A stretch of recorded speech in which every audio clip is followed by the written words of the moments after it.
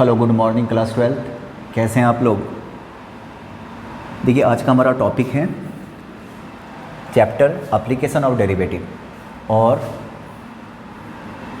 पहला एक्सरसाइज उसका देखना चेंज इन क्वांटिटी, है ना, बल्कि यूँ कह लो rate of change in quantity.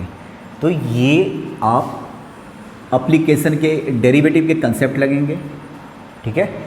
Application of derivative के कंसेप्ट लगेंगे। तो बहुत ज़्यादा हाई फाई मत सोचना इस चैप्टर के बारे में, सिंपल आप कंसेप्ट अपना क्लियर रखना। एक स्फीयर, अब देखो क्वेश्चंस कैसे कैसे बनेंगे। पहले सिंपल सी बात बता रहा हूँ, इसका रेडियस r लेता हूँ। स्फीयर एरिया क्या हो जाएगा 4πr²। अगर मैं कहता हूँ इसको डिफ्रेंशिएट करो r के रिस्पेक्ट में, differentiate this with respect to r, तो बताओ 4π तो कांस्टेंट है, r² का क्या हो जाएगा 2r, और r का r के रिस्पेक्ट में क्या हो जाएगा 1 हो जाएगा।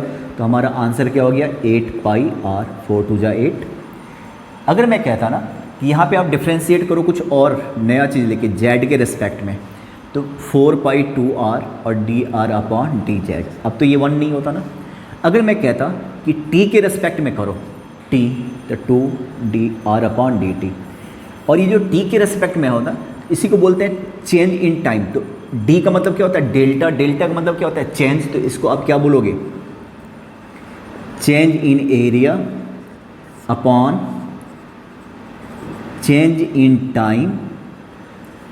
ये हो गया तुम्हारा 8πr, और change in radius, change in क्या देख रहे हो radius upon change in time, ठीक है।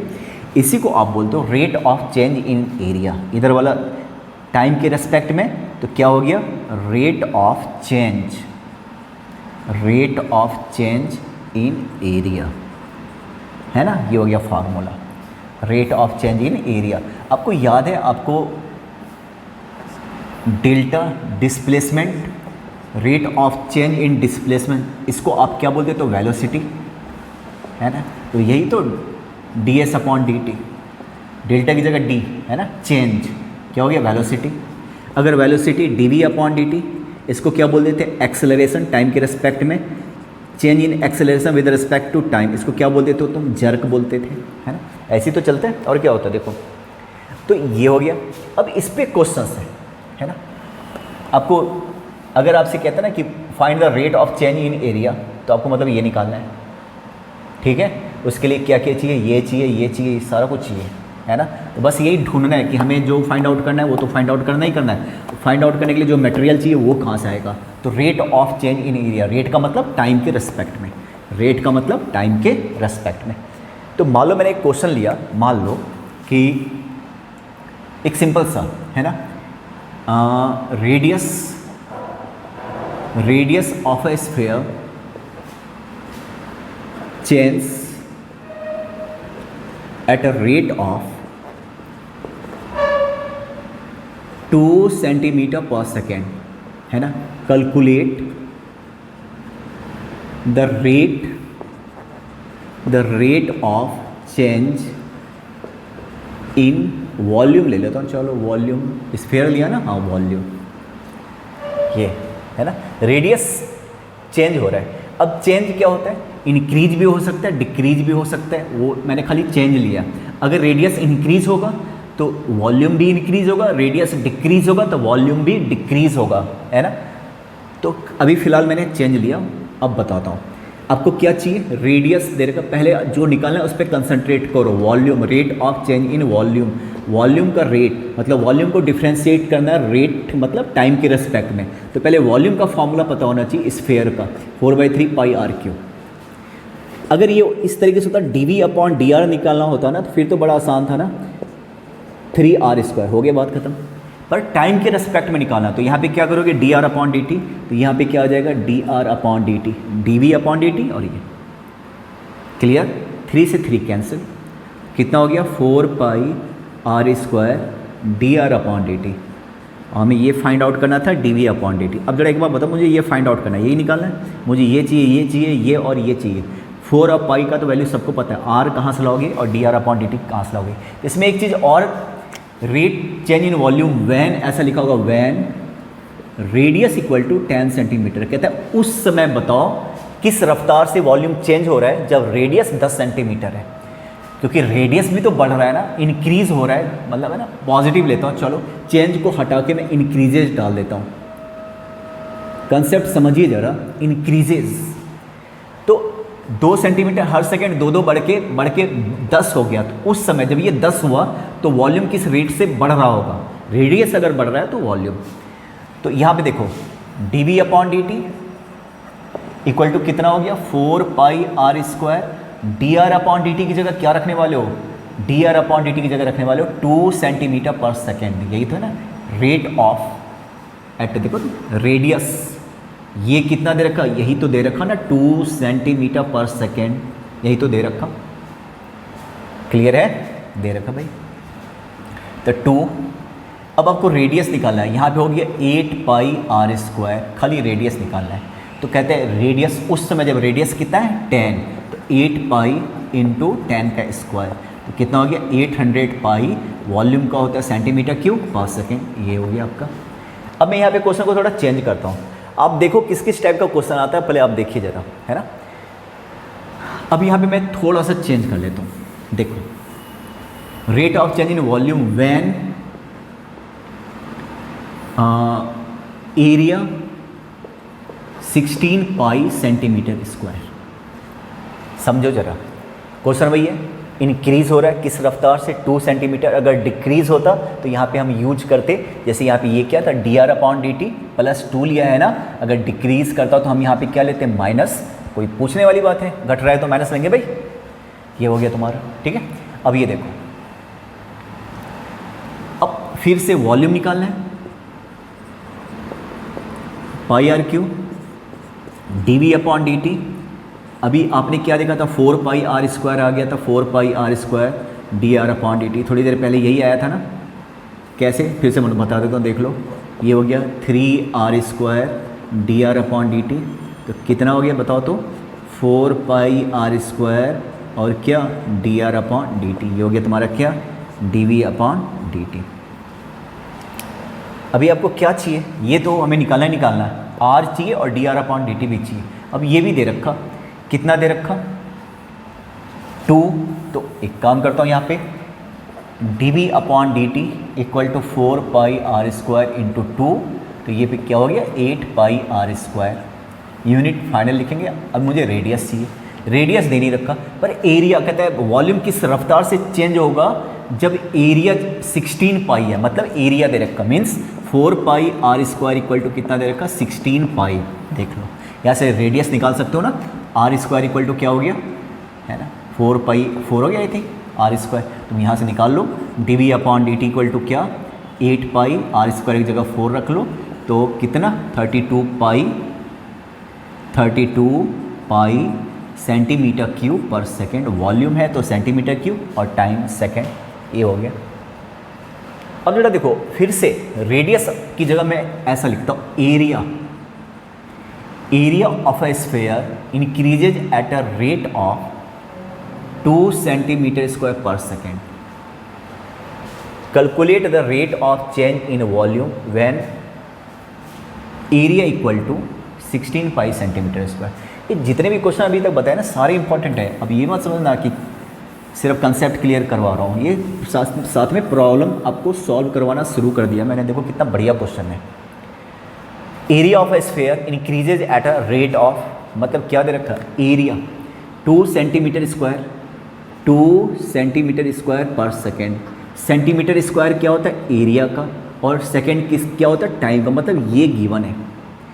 Area of A sphere increases at a rate of, ये गिवन है, चेंज एरिया चेंज हो रहा है इस रफ्तार से, मतलब ये गिवन है। और क्या फाइंड आउट करना है, d v upon d to d t find out करना है। अब इस पर कंसंट्रेट करो, एक गिवन है एक फाइंड आउट करना है। और क्या गिवन है, एरिया गिवन है। तो 4 pi r square equal to कितना 16 पाई। अब ये 3 डाटा आपके पास मौजूद, 2 डाटा मौजूद है, ये निकालना है, ठीक है। तो हम शुरू हो जाते हैं भाई वॉल्यूम। तो वॉल्यूम इक्वल टू क्या 4/3 पाई आर क्यू। तो यहाँ से तुमने देखा था ना डी अपॉन डी टी क्या हो गया था, 4 pi r square d r upon d t, है ना। रेडियस भी निकालना है। और ये अब जरा एक बात बताओ, area already 16 pi centimetre square है, मैं इसकी जगह पर रख दूँ 16 रख सकता हूँ, या वहाँ से मैं रेडियस भी निकाल सकता हूँ, आपकी मर्ज़ी। तो यहाँ पे मैं 16 रख दूँ, बाद में देखेंगे। और d r upon d T मालूम नहीं है। अब एक काम करता हूँ, ये दे रखा ना, चलो इसको मैंने फर्स्ट, मुझे निकालना तो यही था, निकालना तो यही है ना, बस सिर्फ ये पता हो जाना चाहिए। तो D r upon d T कैसे निकालोगी? सबसे पहले बताओ, एरिया का फार्मूला क्या होता है, 4 पाई आर स्क्वायर, और d a upon d t क्या हो जाएगा, 4 pi 2 r into d r upon d t. होगा कि नहीं होगा बताओ? D a upon d t given है, क्योंकि मुझे ये निकालना है, तो कहाँ से निकालेंगे? जो गिवन है उसका तो फ़ायदा उठाओ। ये दे रखा, तो एरिया ये दे रखा 2, ये कितना हो गया 8 पाई आर और d r upon d t, है ना। तुम यहाँ से d r upon d t निकाल लो, d r upon d t, तो कितना हो गया भाई, 1/4 पाई आर, ये निकल गया D r upon d T. Clear? अब मैं एक काम करता हूँ, इसको मिटाता हूँ। अब d v upon d t यही हमें फाइंड आउट करना है, और ये कितना आ गया था, आप फर्स्ट को देखिए 16, और d r upon d T चाहिए था, ये आ गया 1/4 पाई आर, 1/4 पाई आर। अब तुम देखो आर आपको फाइंड आउट करना ही पड़ेगा। आर कैसे फाइंड आउट करोगे? ये आर कहाँ से आएगा? तो अब एरिया फिर से यहीं पे लेके चलता हूँ, है ना। ये सेकंड अभी भी फाइंड आउट नहीं हो रहा। एरिया का फॉर्मूला क्या है, 4 pi r square.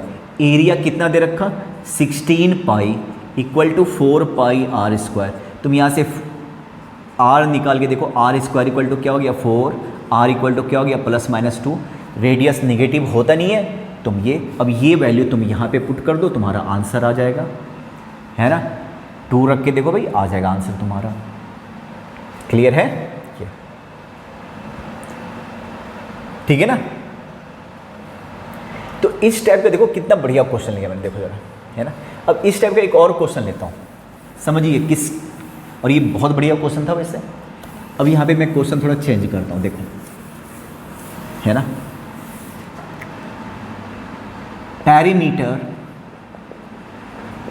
perimeter of a circle increases at a rate of 10 pi centimetre per second, है ना। Calculate rate of change in area when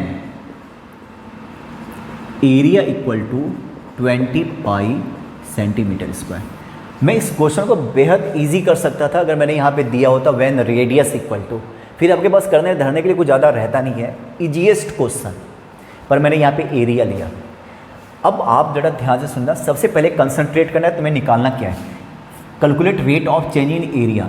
area का फॉर्मूला क्या होता है, अब किसकी बात हो रही है, सर्किल की बात हो रही है, pi r square, late are मैंने क्या लिया, रेडियस, तो d a upon d T आपको फाइंड आउट करना है, पाई 2r और d r upon d T आपको ये निकालना है ना। बस आपका mission D a upon d t है, मिशन मोड में आ जाओ, आपको यही निकालना है। अब लगाओ दिमाग, ये निकालना है हमें, ये सारा चीज़ चाहिए।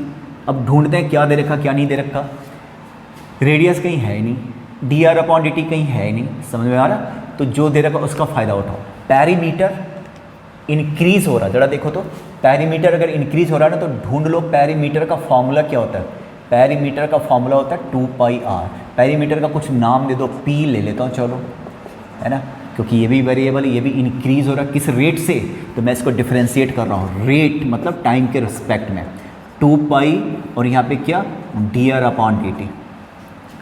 तो d p upon d t already कितना दे रखा, 10 पाई, ये हो गया तुम्हारा 10 pi equal to 2 pi d r upon d t. तो यहाँ से ये पता चल गया कि रेडियस किस रफ्तार से चेंज हो रहा ना, तो कितना 5 सेंटीमीटर पर सेकेंड, इस रफ्तार से रेडियस चेंज हो रहा, देखो आप। तो हम यहाँ पे रख देंगे इसको इक्वेशन 1, है ना। तो d a upon d t equal to क्या हो गया 2 पाई आर, तुम देख रहे हो 2 pi r, d r upon d t की जगह क्या रखोगे 5, तो क्या हो गया 10 पाई आर, ये हो गया। चलो सेकंड, अभी भी ना क्लियर हुआ नहीं क्योंकि आर तो रह ही गया ना।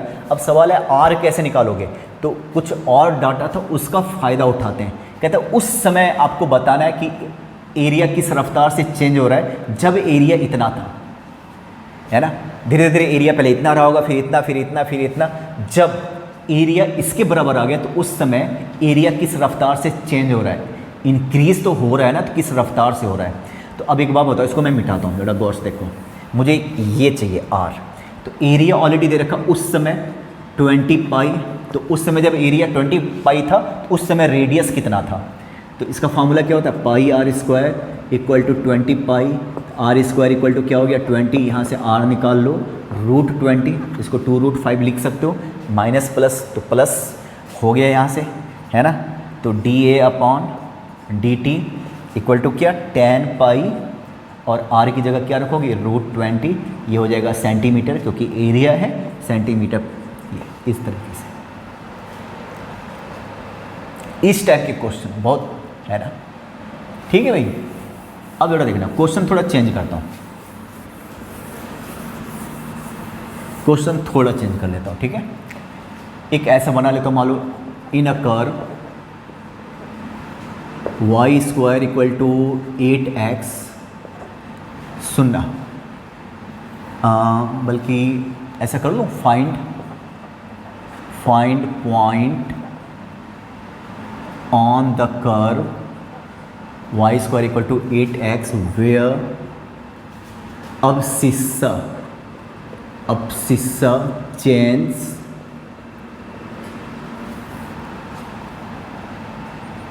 बल्कि एक काम कर लो, तो abscissa एंड ऑर्डिनेट थोड़ा सा रुक जाना, क्वेश्चन लिखने दो, and ordinate change at same rate. Question तुम पढ़ लो, है ना। Find the point on the curve y square equal to 8x where abscissa and ordinate change at the same rate. abscissa का मतलब क्या होता है, एक्स एक्सिस, और ऑर्डिनेट का मतलब वाई एक्सिस, दोनों सेम रेट से चेंज हो रहा है। रेट का मतलब टाइम के रिस्पेक्ट में, मतलब dx upon d t equal to d y upon d t, ये गिवन है देखो दोनों को, है ना। ये किसके चेंज होने का रफ्तार है, एक्स एक्सिस मतलब abscissa, ये किसके चेंज होने का रफ्तार है, वाई एक्सिस मतलब ऑर्डिनेट, ये गिवन है। तो आखिर इस कर्व के किस पॉइंट पे ऐसा, मान लो ये कर्व मैंने बनाया, इस पॉइंट पे ऐसा हो रहा है कि इस पॉइंट पे देख लो, यहाँ पे इंक्रीज हो रहा है, यहाँ पे डिक्रीज हो रहा है, तो चेंज दे रखा। अगर इंक्रीज हो रहा है तो दोनों बराबर इंक्रीज हो रहा है, अगर डिक्रीज हो रहा है तो दोनों बराबर डिक्रीज हो रहा है। ये किस पॉइंट पे पॉसिबल है, तो जो भी है, जो पॉइंट जो भी है ये इसी पे होगा ना। तो ये कर्व क्या है, Y square equal to 8x, इसी पे तो देखना है ना। तो जरा एक बात बताओ, अब मैं डिफ्रेंशिएट करता हूँ क्योंकि मुझे ये दे रखा, तो y square equal to 8x, तो 2y किसके रेस्पेक्ट में, टाइम के रेस्पेक्ट में, इक्वल टू 8 और dx अपॉन dt टाइम के रेस्पेक्ट में। अब ये दोनों सेम दे रखा ना ऑलरेडी, देखो तो यहाँ से y इक्वल टू क्या हो गया 4, निकल गया ऑर्डिनेट, कि जहाँ पे ऐसी हरकतें हो रही है ना वहाँ पे उसका ऑर्डिनेट क्या है भाई 4, और आपको x निकालना, abscissa निकालना, तो आपको पता है इसी कर्व पे ढूंढना है ना। तो वाई स्क्वायर, वाई की जगह क्या रखोगे 4, तो 4 का स्क्वायर इक्वल टू 8x, यहाँ से x इक्वल टू क्या हो गया 2, तो हमारा आंसर क्या हो गया, पहले 2 और ये 4। यहाँ पे ऐसा हो रहा है ना, इस कर्व पे, है ना, इस पॉइंट पे दोनों के बदलने का रफ्तार क्या है, सेम है, ठीक है ना। ये देखो, अब मैं थोड़ा सा चेंज कर देता हूँ, मान लो इसी क्वेश्चन को थोड़ा चेंज कर लेता हूँ। Find point on the curve y square equal to 8x where abscissa change 8 times of change in rate of change in ordinate। मैं आधा लिख रहा हूँ आधा नहीं लिख रहा हूँ, ऑर्डिनेट। पहले आप क्वेश्चन देखिए जरा ढंग से, पहले क्या था कि दोनों इक्वल चेंज हो रहा था, अब मैंने थोड़ा क्वेश्चन चेंज किया, इस कर्व के किस पॉइंट पे abscissa के बदलने का रेट मुझे लिखना था, rate of change in abscissa equal to 8 times of rate of change in ordinate. मतलब ये रहा rate of change in abscissa dx upon dt और ये हो गया rate of change in ordinate, और ये 8 टाइम्स ये दे रखा तुम्हारा, ये गिवन है, ये गिवन है, देख लो आप, है ना। तो यहाँ से क्या लिखें, Y square equal to 8x, तो 2y dy upon d t equal to 8 dx upon d t, है ना भाई। तो 2y dy upon d t equal to 8, और dx अपॉन डी टी की जगह मैं क्या रख, 8 dy अपॉन डी टी ऐसा मैं लिख दूँ। यहाँ से देखो ज़रा, ये और ये कैंसिल हो गया, यहाँ से तुम y निकाल लो, 8 बाई बल्कि 32 आ गया मुझे। तो x निकालना तो आप उस कर्व पे, क्योंकि इसी कर्व पे निकालना है भाई 8x, तो y square 32 into 32 equal to 8x, तो x है ना भाई, और ये 4, तो x इक्वल टू कितना हो गया 128, है ना। तो हमारा आंसर क्या हो गया, पहले x और फिर y। इस पॉइंट पे ऐसा हो रहा है, देखो आप, है ना, ऐसे क्वेश्चंस। अब कुछ और क्वेश्चंस देखिए आप ज़रा, देखो क्लियर है, ठीक है। अब आपके एनसीईआरटी में एक क्वेश्चन है लेडर पे बेस्ड, बड़ा इंपॉर्टेंट है, वेरी वेरी इंपॉर्टेंट, है ना। एक वॉल है, ये वॉल, ये जाहिर है ये ग्राउंड है, यहाँ पे तूने लेडर लगाया हुआ है, ठीक है, बहुत इंपॉर्टेंट है, तो बहुत ध्यान से सुनो। इसका कुछ पाइथागोरस थ्योरम बाद में यूज करना है, तो 5 मीटर ले लेता हूँ, ठीक है। अब क्वेश्चन क्योंकि बहुत इंपॉर्टेंट है, मैं बता रहा हूँ, क्वेश्चन में लिख देता हूँ, उसको ध्यान से देखना। The bottom of the ladder is pulled away from the wall at 2 centimetre per second. ये मीटर है और रेट मैंने सेंटीमीटर में लिया, क्लियर है। How fast is its height decreasing when foot of the ladder is 4 metre away from the wall. Question तुम देखते रहो आराम से, क्योंकि बहुत इंपॉर्टेंट है, तो बड़े ध्यान से देखो आप, है ना। ये फुट को मैं इस इधर दूर लेके जा रहा हूँ, वॉल से दूर लेके जा रहा हूँ, ठीक है ना, away from the wall, pulled away from the wall. तो क्या होगा, ये जो इसका जो हाइट है वो डिक्रीज होगा कि नहीं होगा, और ये जो इसको इधर लेकर जा रहा हूँ ना, तो किस रेट से लेकर जा रहा हूँ, 2 सेंटीमीटर पर सेकेंड। तुम बहुत ध्यान से सुनना, ये नेगेटिव ले या पॉजिटिव, ये जो डिस्टेंस है वो इंक्रीज़ हो रहा है ना, तो ये पहले इतना रहा होगा, फिर इतना, फिर आगे और, तो 2 सेंटीमीटर पर सेकेंड। रेट क्या दे रखा, 2 सेंटीमीटर इसका। तो किस रफ्तार से, अगर ये इधर जाएगा तो ये डिक्रीज़ करेगा, तो किस रफ्तार से ये डिक्रीज़ करेगा, है ना। क्लियर है। इसको मैं x मान लेता हूँ और ये मैं y मान लेता हूँ। इट मीन्स क्या गिवन है, dx अपॉन dt, ये दे रखा 2 सेंटीमीटर पर सेकेंड। अगर ये x है तो थोड़ी देर के बाद x से ज़्यादा हो जाएगा, तो ये हमेशा इंक्रीज़ हो रहा है, तो प्लस मैंने लिया। तो जाहिर है dy अपॉन dt, आपको क्या फाइंड आउट करना है, आपको फाइंड आउट करना है dy अपॉन dt। देखो यहाँ पे dy अपॉन dt ये फाइंड आउट करना है, और आपको पता है ये निगेटिव आएगा हर हाल में, डिक्रीज़ हो रहा है। तो यहाँ पे देखो तो x square plus y square equal to Pythagoras theorem use करो, है ना। एक्स स्क्वायर अब डिफ्रेंशिएट कर रहा हूँ विद रिस्पेक्ट टू टाइम, तो क्या हो गया 2x dx upon dt plus 2y dy upon dt equal to constant का डेरिवेटिव 0। तुम यहाँ से dy अपॉन dt को फ्री कर दो आप, है ना, minus 2x dx upon dt और 2y नीचे चला जाएगा, नहीं। अब 2 और 2 कैंसिल, x दे रखा कि कहते हैं उस समय आपको निकालना जब ये जो इसका जो फुट है ना, ये 4 metre away from the wall है, 4 मीटर। आपने पाइथागोरस थ्योरम पढ़ा होगा, क्या है, हाइपोटेनियस 5 है, तो जब ये 4 होगा तो उस समय ये क्या रहा होगा, 3 रहा होगा कि नहीं, बताओ। इतने तो पढ़े हो, इतने साल से पढ़ रहे हो पाइथागोरस थ्योरम। 5 4 3 3 4 5 का कॉम्बिनेशन होता कि नहीं, थोड़ा सा लैंग्वेज में डाल के लिख लेना कि कैसे तुमने फाइंड आउट किया। पाइथागोरस थ्योरम यूज करके 2 और 2 कैंसिल, माइनस x जब 4 था तो पाइथागोरस थ्योरम यूज करके ये 3 रहा होगा, dx अपॉन dt कितना 2, तो हमारा आंसर क्या हो गया -8/3। अब सवाल है कि सेंटीमीटर में ले या मीटर में। आपको पता है x कितना दे रखा 4 मीटर, y कितना दे रखा 3 मीटर, मीटर मीटर कैंसिल, तो इसका जो यूनिट होगा इसके बराबर होगा कि नहीं होगा, और ये सेंटीमीटर पर सेकेंड है तो ये सेंटीमीटर पर सेकेंड हो गया हमारा आंसर। ठीक है, क्लियर। अब कुछ क्वेश्चंस मैं लिख देता हूँ, है ना, क्योंकि मैं लिखने जाऊँ तो टाइम खराब होगा। देखो ज़रा, ये देखो आपके एनसीईआरटी का क्वेश्चन मैंने लिखा है ना, कुछ चीज़ लिखा है, कुछ चीज़ मैंने नहीं लिखा, समझाने के लिए रखा हुआ है। अब जरा देखो, sand is pouring at the rate of इतना from a pipe this that करके लिखा हुआ है। ये ग्राउंड है, ऊपर से आप अगर पाइप से सैंड को गिराओगे तो इस शेप में गिर आ रहा है, ज़मीन पे आने के बाद ऐसा शेप बना रहा है। कह रहा है वो जो शेप है ना वो कॉनिकल शेप है ना, तो जो रेत है ना वो ज़मीन पे ऊपर से गिर रहा है तो इस तरीके से बना रहा है कॉनिकल शेप में। अगर कॉनिकल शेप है तो हाइट भी होगा, रेडियस भी होगा। हाइट को मैंने h ले लिया, रेडियस को r ले लिया। तुम क्वेश्चन पढ़ते रहो ठीक से, है ना।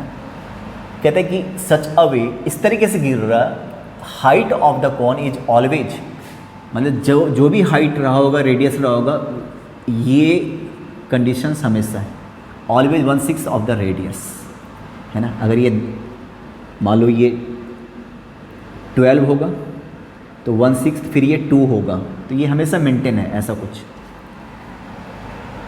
क्या निकालना है पहले आप कंसंट्रेट करो, how fast height of the, height को तुमने h लिया हुआ है, मतलब आपको dh/dt आपको फाइंड आउट करना है, और वो भी कब, व्हेन, जब हाइट कितना है भाई 4 सेंटीमीटर। तो जब हाइट 4 सेंटीमीटर है ना तो ये कितना होगा उस समय जब हाइट, क्लियर है। अब जरा देखो, हर एक क्वेश्चन में ना, ऐसे वाले क्वेश्चन में एक होता है की फैक्टर होता है, जरा इसको तुम देखो, इसको, है ना, इसको देख लो, 12 सेंटीमीटर क्यूब पर सेकेंड। सेंटीमीटर क्यूब जो है ना किसका यूनिट होता है, वॉल्यूम का। सेकेंड किसका होता है, टाइम का। इसका मतलब ये क्या दे रखा, dv/dt, क्यों, एट द रेट, रेट का मतलब ये इस रफ्तार से, रेत जो है ना, सैंड इस रफ्तार से गिर रहा है ज़मीन पे, देखो आप dv/dt, मतलब ये गिवन है, मतलब तुम्हें वॉल्यूम को डिफरेंशिएट करना है, ये सबसे बड़ा हिंट है। वॉल्यूम को डिफरेंशिएट करना है तो ये सब ला, है ना, लाना ये है, हिंट ये है, गिवन ये है। तो वॉल्यूम आपको चाहिए, कौन है तो कौन का वॉल्यूम क्या होता है, 1/3 पाई r²h, r को मैंने r ही लिया, h को मैंने h ही लिया, और ये दोनों का दोनों वेरिएबल है, याद रखना, क्योंकि ऊपर से अगर रेत गिरेगा तो ये भी इंक्रीज़ होगा, ये भी इंक्रीज़ होगा, कोई भी कांस्टेंट नहीं है। लेकिन एक अच्छी बात है कि ये रिलेशन दे रखा, और मुझे किस पे कंसंट्रेट करना है, हाइट पे, तो रेडियस हटा रहा हूँ, तो v = क्या, 1/3 पाई, r की जगह मैं क्या लिखूँ, 6h लिख दूँ, बोलो, ये देखो, इंटू h, तो हमारा क्या हो गया, पाई 36, तो 12 पाई, 3 से कैंसिल कर लिया, h², तो ये हो गया h3, ये हो गया वॉल्यूम। अब मैं डिफ्रेंशिएट करना है क्योंकि मुझे ये गिवन है, ठीक है ना। तो dv/dt कांस्टेंट 12 पाई, h³ का 3h² और dh/dt, ये निकालना है। ये गिवन है कितना भाई, 12 सेंटीमीटर क्यूब में 12 पाई इंटू 3, h भी दे रखा है। हाइट उस समय जब ये 4 है, अगर हाइट नहीं दे दिया होता, रेडियस दिया होता ना, तो हाइट आप निकाल लेते, फिलहाल तो दे रखा, h कितना दे रखा, 4 का स्क्वायर, एंड dh/dt आपको फाइंड आउट करना है। यहाँ से निकालोगे कि नहीं निकालोगे बताओ, तो dh/dt इक्वल टू क्या हो गया, 1/48 पाई, देख लो, सेंटीमीटर क्यूब पर सेकेंड। ये देखो, ये हो गया ये क्वेश्चन। एक और क्वेश्चन देखिए आप, देखो एक आखिरी टॉपिक पे बात कर लेते हैं। आपको नज़र आएगा एक मार्जिनल एंड एवरेज, है ना, मार्जिनल एवरेज, वो कॉस्ट हो सकता है, मार्जिनल कॉस्ट, एवरेज कॉस्ट, वो रेवेन्यू हो सकता है, मार्जिनल रेवेन्यू, एवरेज रेवेन्यू, वो प्रोडक्शन हो सकता है, प्रोडक्ट, मार्जिनल प्रोडक्ट, और ये। तो मार्जिनल का मतलब होता है, मार्जिनल चेंज, अगर मार्जिनल कॉस्ट की बात करो तो change in cost upon quantity, quantity के रिस्पेक्ट में, है ना। तो जरा ध्यान से सुनना, मार्जिनल कॉस्ट हो जाएगा, आप डिफ्रेंशिएट कर दो, derivative of total cost with respect to quantity. अब आपके क्वेश्चन में क्वांटिटी x दिया रहेगा तो dx, राइट। एवरेज कॉस्ट का क्या डेफिनेशन होता है? Total cost upon quantity. यहाँ पे डेरिवेटिव वगैरह नहीं करना है, सिर्फ एवरेज का जो कंसेप्ट होता है वो अप्लाई करना है। वही हाल है मार्जिनल प्रोडक्ट, है ना, तो डेरिवेटिव ऑफ टोटल प्रोडक्ट, ठीक है, अपॉन x, यहाँ पे क्या लिया? क्वांटिटी, है ना, क्वांटिटी। x मैं यहाँ पे क्या ले लेता हूँ? क्वांटिटी। ये कंसेप्ट है, ठीक है। अगर आपको एवरेज प्रोडक्ट पूछे ना तो टोटल प्रोडक्ट अपॉन क्या? क्वांटिटी, है ना, x ले लेता हूँ क्वांटिटी की जगह, ठीक है। वही हाल है रेवेन्यू। मार्जिनल रेवेन्यू का क्या फॉर्मूला होगा? डेरिवेटिव ऑफ टोटल रेवेन्यू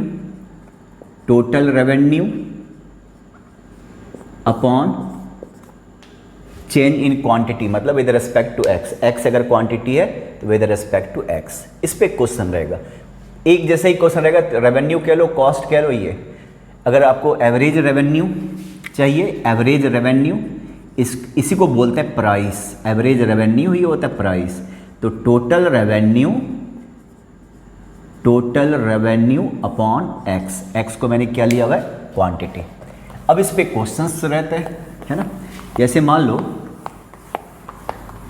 ये देखो, कॉस्ट फंक्शन दे रखा होगा, टोटल कॉस्ट फंक्शन किसी का भी, Cx। Cost is the function of x, यहाँ पे क्वांटिटी, है ना, ये कुछ भी 10x² माइनस 50x प्लस 5, ठीक है ना। Find marginal cost at 25 units. Marginal cost निकालना है 25 यूनिट पे, क्लियर है। तो कैसे निकालोगे? Marginal cost equal to derivative of total cost dc upon dx। अब ये रहा टोटल कॉस्ट, डिफ्रेंशिएट करो तो कितना हो जाएगा? 10 इंटू 2x माइनस 50, तो कितना हो गया? 20x minus 50। x की जगह 25 यूनिट, है ना, तो यहाँ पे आप 25 रख दीजिए, बस आंसर आ जाएगा। अगर आपसे पूछता है एवरेज कॉस्ट तो कितना हो जाएगा? ये रहा टोटल। एवरेज कैसे निकालते हो? टोटल में से क्या डिवाइड करो? क्वांटिटी से डिवाइड कर लो, तो कितना हो गया? डिवाइड करोगे तो 10x माइनस 50 प्लस 5/x। इसके बारे में भी कभी कभी पूछ सकता है ना, ज़रा देखो तो, इसको मैं डिफ्रेंशिएट कर रहा हूँ x के रिस्पेक्ट में, समझो थोड़ा सा। 10, 50 का 0 और 5x का क्या होगा? -1 अपॉन x², तो मैं यहाँ पे माइनस लगा देता हूँ। अब डेरिवेटिव ऑफ एवरेज कॉस्ट, किसी को भी डिफ्रेंशिएट कर लो क्वांटिटी के रिस्पेक्ट में ना, तो हो गया मार्जिनल कॉस्ट। तो इसका नाम क्या हो जाएगा? थोड़ा ध्यान से सुनना, इसको हम बोलेंगे मार्जिनल और डिफ्रेंशिएट किसको किया? एवरेज कॉस्ट को ना, तो ये नाम हो गया मार्जिनल एवरेज कॉस्ट। अगर आप कॉस्ट को डिफ्रेंशिएट करते हो तो क्या हो जाता है? ये मार्जिनल कॉस्ट कहलाता, डेरिवेटिव ऑफ टोटल कॉस्ट। अगर एवरेज कॉस्ट को डिफ्रेंशिएट कर रहे हो तो मार्जिनल एवरेज कॉस्ट। इस पे भी क्वेश्चन हो सकता है ना। अब आपसे पूछेगा कि बताओ कितना होगा x इक्वल टू 25, तो आप 25 रख दीजिए, समझ रहे हो। तो ऐसे कंसेप्ट हैं, बाकी आप NCERT का एटलीस्ट बना लेना सारा का सारा, ठीक है भाई। तो इतने डिफरेंट टाइप के क्वेश्चन है ना। हॉट्स लेवल तो और भी है, लेकिन बेसिक आपका हो गया, आप ट्राई कर लेना, ठीक है। चलिए।